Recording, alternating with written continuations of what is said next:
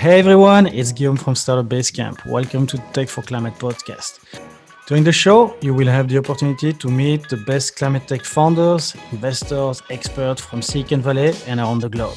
They will share with you their stories and personal journey in this growing industry, giving you some insights on the ecosystem to hopefully help you to take part in the climate change fight and benefit from the opportunities that it can also represent.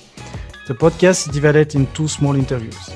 During the first part, you will get to know our speaker, their perspective on the climate crisis, and how climate tech is changing the game. The second part of the talk will be for our members of the community who will learn from the speakers their secret sauce on how to, sharing with you their unique expertise on various topics as fundraising, management, strategy, and so on to help you to become a better leader in your field. Let's go for the show.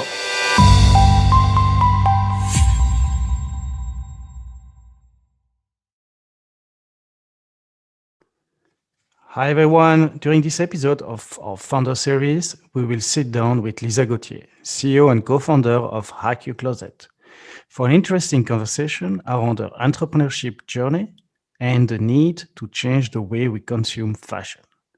With Lisa, we will go into details on how Hackyourcloset is bringing an innovative subscription model to the fashion industry, giving consumers a unique clothing experience while drastically extending the average life cycle of your clothes, resulting in a huge amount of saved resource and CO2 emissions.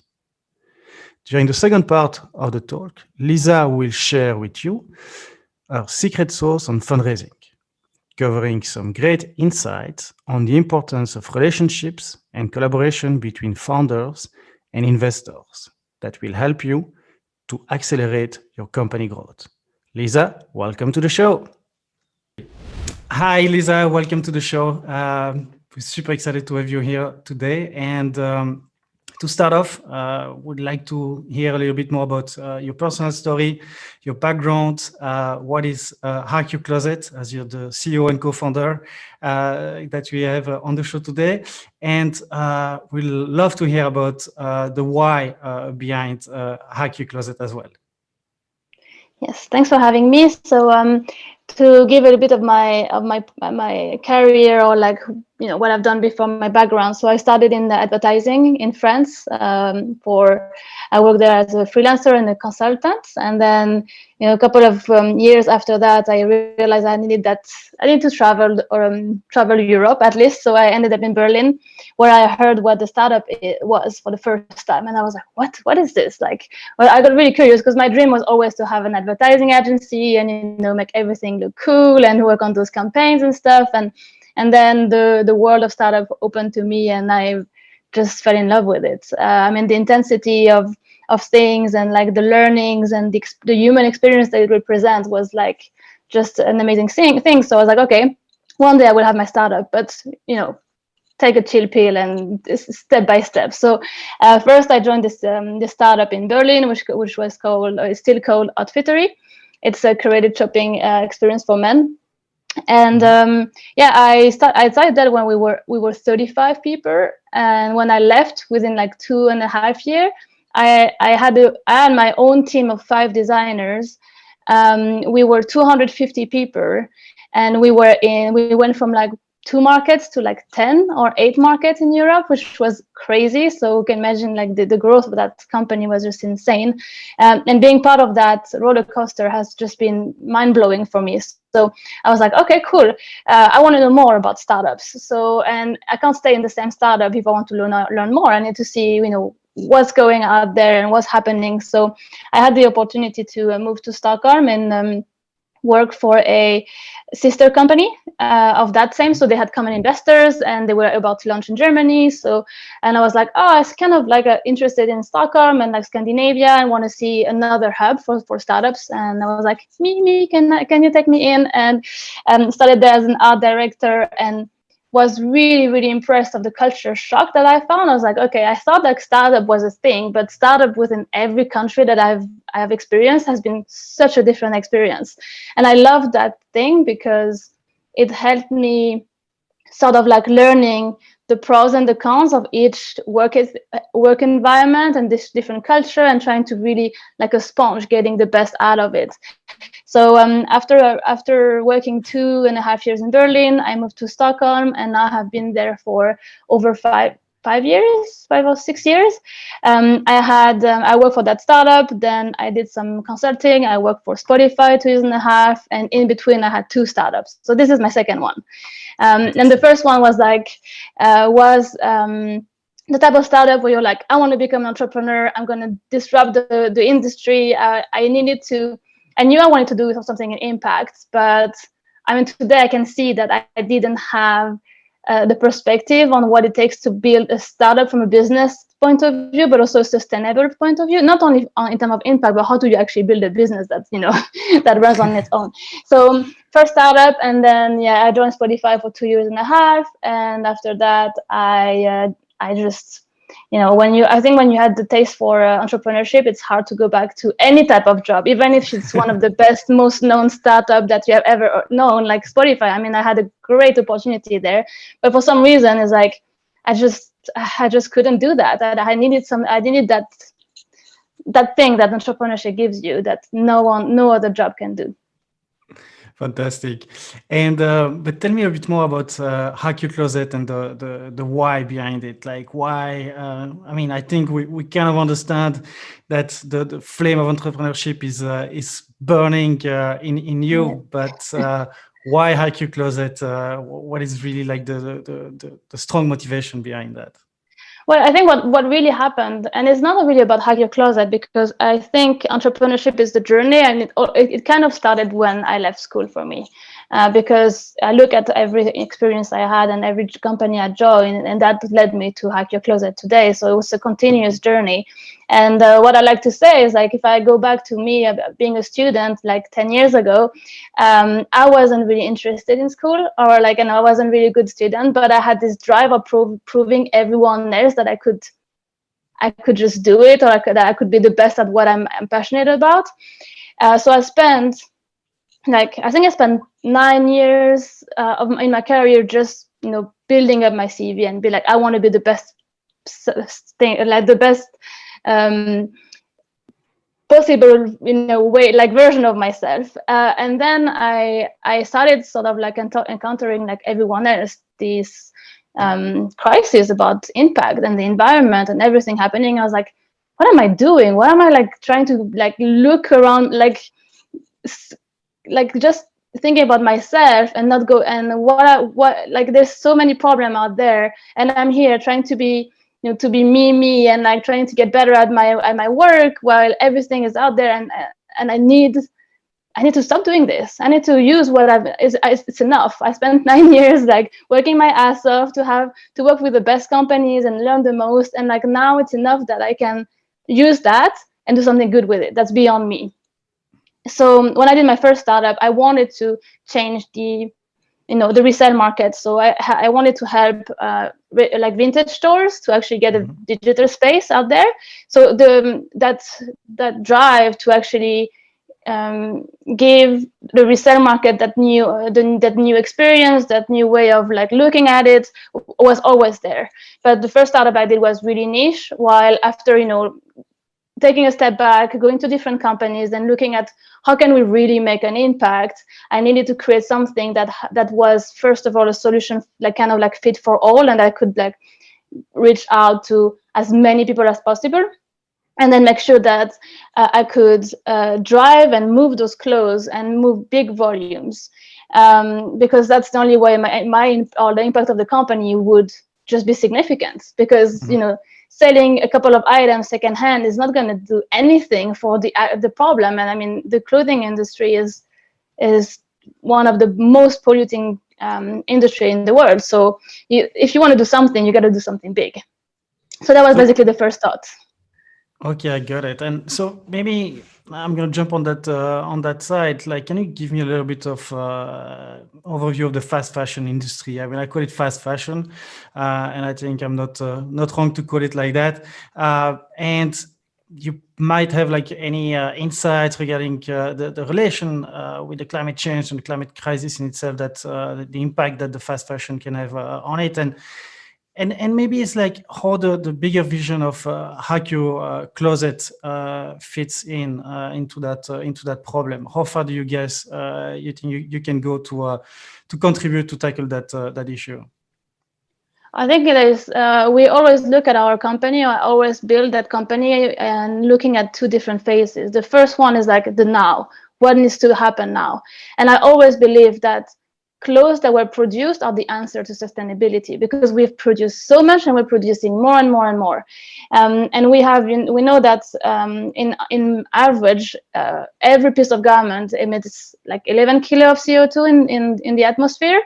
But when those clothes are not even being used because they stay in warehouses or they don't get the chance to end up to be seen by the consumers, like for example, when there's a pandemic and everything is on lockdown and the clothes are what do you do with this? Because those emission has happened, but all of a sudden that clothes that were supposed to sort of be used and used as long as possible isn't even, just stays there and nothing happens. So those 11 kilos per item is just wasted. And I was like, how is that? Those items are beautiful. We're not anymore in a place where clothes used to be, a grandparent style. All the clothes that are available today that are overstock or secondhand are as trendy as something I would find in any high street retailer. And I made it my goal to find those items, match them with customers, and have them wear them. That's the only thing I want for them. So going back to the question, so there's two phases. There's the now, what can we do now, and what needs to be done now. So we decided to take responsibility for those stocks. So like those stocks have to go back into the consumption patterns, because this emission has happened, it's there, and we rather do that than having them ending up in landfills or being burned or anything. So we need to take care of that.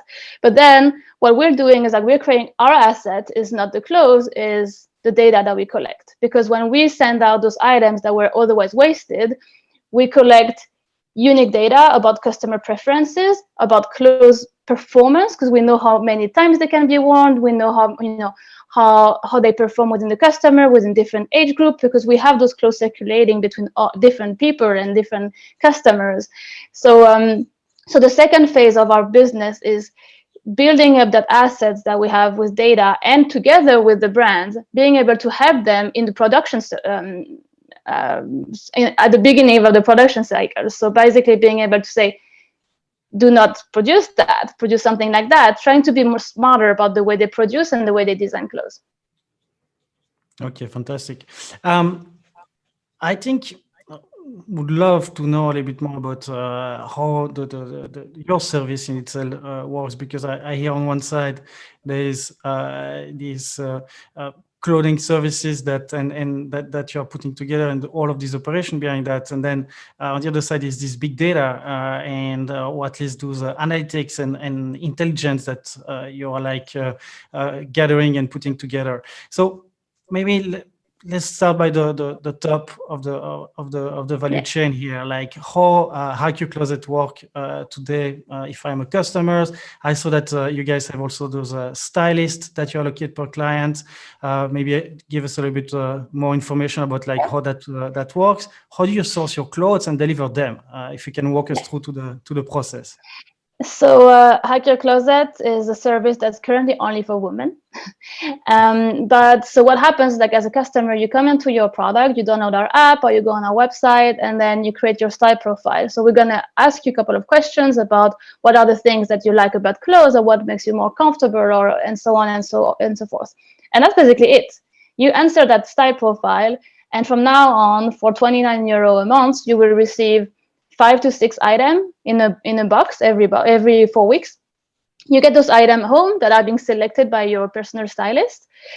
You wear them, you rate them, you return them, and you get a new one, and the cycle starts basically.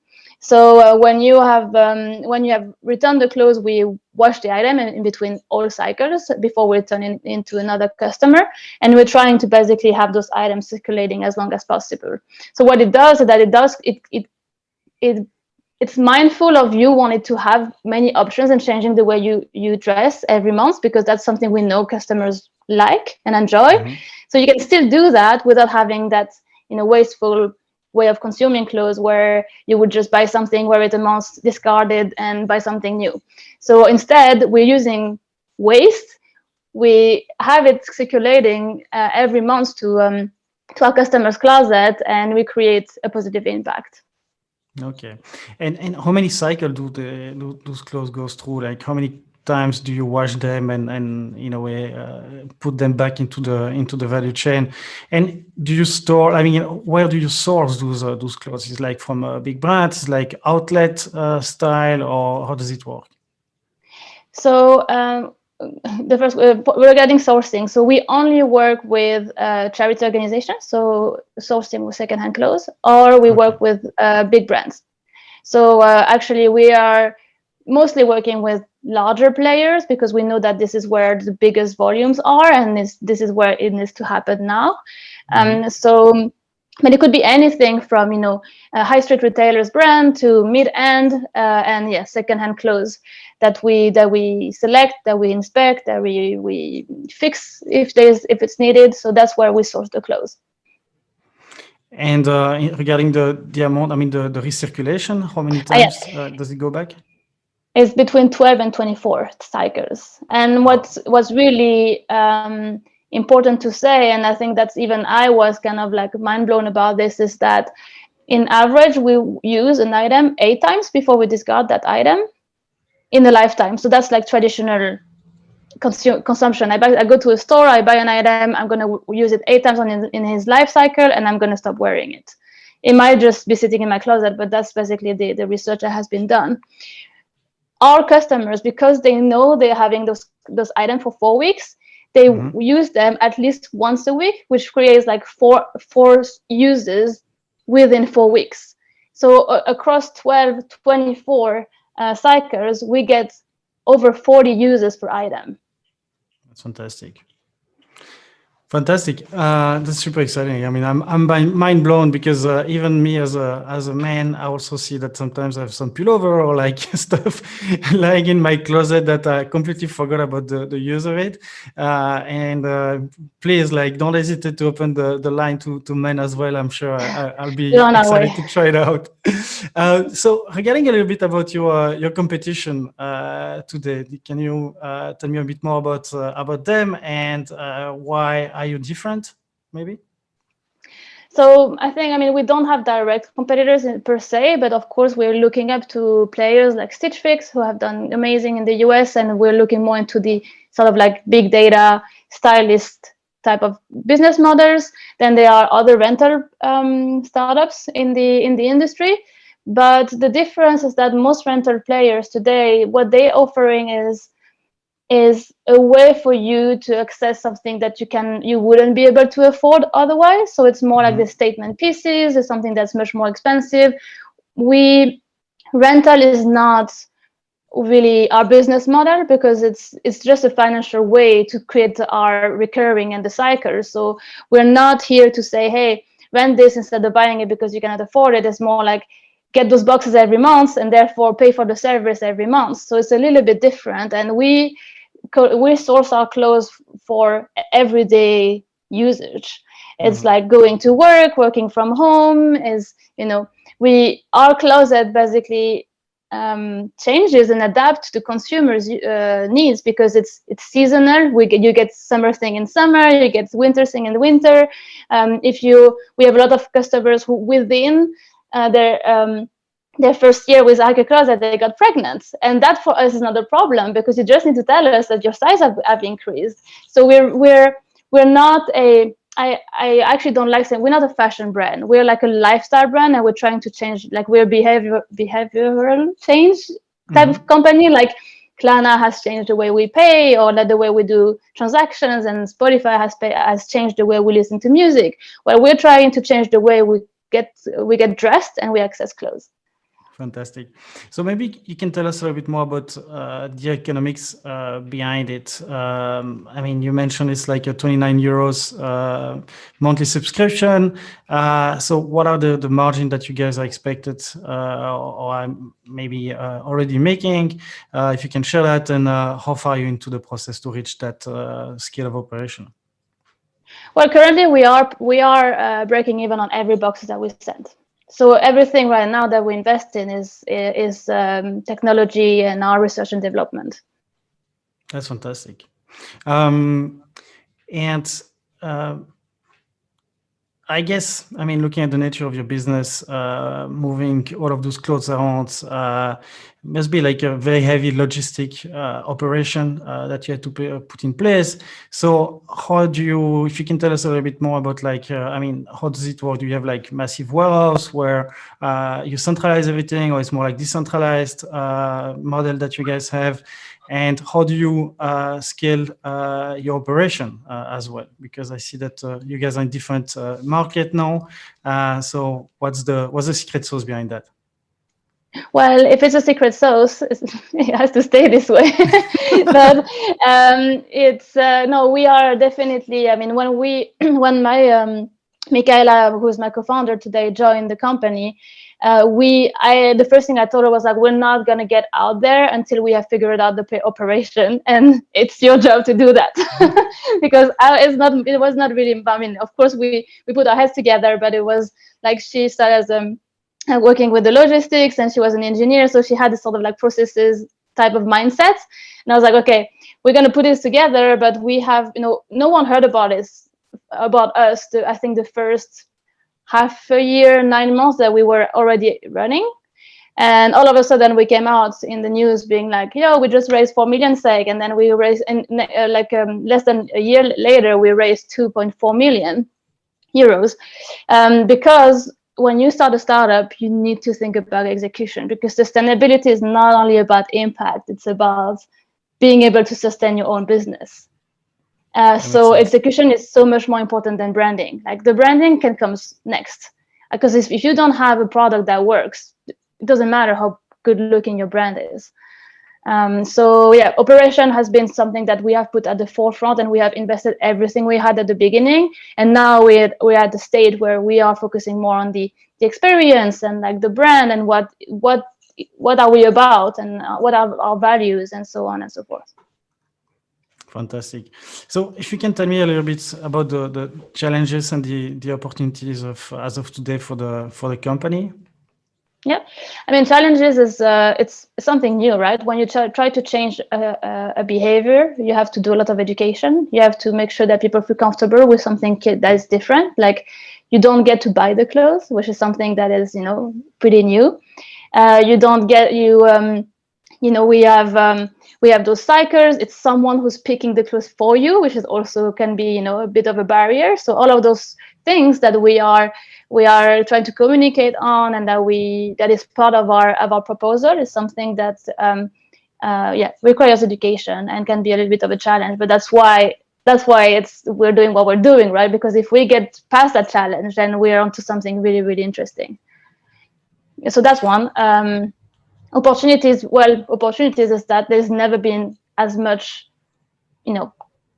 clothes out there that have been produced, and so we have a lot of work for the next years, and that's a good opportunity, I think, to have. Are you guys thinking maybe to go into the segment, like the new segment in a way, or maybe going to after like this? I mean, you capture the customers, so at the end of the day, you can also give him like more sustainable clothes options. Maybe you will tell me that there's nothing more than sustainable than something that doesn't need to be produced, but there's also new ways to produce clothes today that are more like sustainable in itself and organic. Is that something that you guys are also looking at it, or that's way further down the line? So, I mean, I think it's what we're trying to tackle is those brands who are not yet sustainable, right? And it's like we are looking at I don't know how to explain this, but like the thing about sustainable brands is that they're already doing the right thing. When we decided to work with larger players, is because we know that as a startup we have the pace, so we can accelerate change, and those players, they are here to stay. Like the H&M, the Inditex, all of those companies are here to stay, but they are a large player in the industry, and if we can help them accelerate the process towards sustainability, then our impact, going back to what I said before, is actually gonna have an impact, because if we're if we're turning towards sustainable brands who are already doing the right thing, well, that's, yeah, it's not going to have the same impact. Though we're working with them not for making their item last, because we already know their items are doesn't produce as much CO2 and everything, but giving them visibility and being able to put the clothes in the consumer's hands, because that's also one of the things about our business. We get to create visibility for the brands, and talking about, hey, this items has been circulated in collaboration with this brand, and we being behind the scene and having this collaboration with them, we know which ones are the one who are really committed to sustainability and the one who are not. Which one are they? Well, if you can I share. think well, I have been quite shocked to see the difference between different cultures, and I think to not to mention anything, but the brands who are coming from Sweden have a genuine understanding that sustainability is the way to go. While in other countries we haven't felt the same the same urgency to change things, and some brands prefer to get their new collection in the warehouse faster than actually get finding right ways to go to throw away their surplus. Cool. But thank you for sharing. I have a couple of last questions for this part. So, if you can tell me a little bit more, I saw that on your website, you guys have been setting up sustainability goals. If you can tell me a little bit more about them and how do you plan to achieve them, and then we'll finish with the last question: how the community of in the audience that can support you and help you if you have any needs on that side. Yeah. So when it comes to our sustainability goals, we have been, when I think the conversation around sustainability is extremely tricky, because if you start saying we're going to work into sustainability, people are going to look in every single thing you do, while, so you have to be able to back up everything, every process and every part of your business, which, when I started with my whiteboard on my own in my living room, I was like, okay, sustainability is written in the middle of the board. I don't end with sustainability, I start with it. And a lot of people have been asking us about transportation, because transportation seems to be quite heavy on our side since we have all of the back and forth. So part of so the first thing I want to say about this is that what the problem we're tackling with the industry is those 11 kilo per piece that have been emitted. And if that item is not being used, then this was all for nothing. So we want to neutralize that impact. We cannot do anything, we cannot remove it because it's already done, but we can neutralize it and create an alternative to someone who would buy new instead. So this is what we're focusing on, and we build a business because of that. But obviously people are going to ask us about transportations because it's part of our business. And we always say, well, transportation is a small thing, it's actually a small impact compared to everything else, but we still want to be mindful of it. And we're looking to have, to be that all of our transports are being compensated 100%.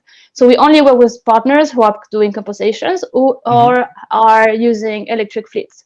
And you were talking about expansion. So we expanded to France now, and a lot of people have been asking, so could you, operate from Sweden and just extend your warehouse? But we decided not to do that because we wanted to be as close as possible to our customers. So we were able to reduce the number of the length of the distribution for our boxes.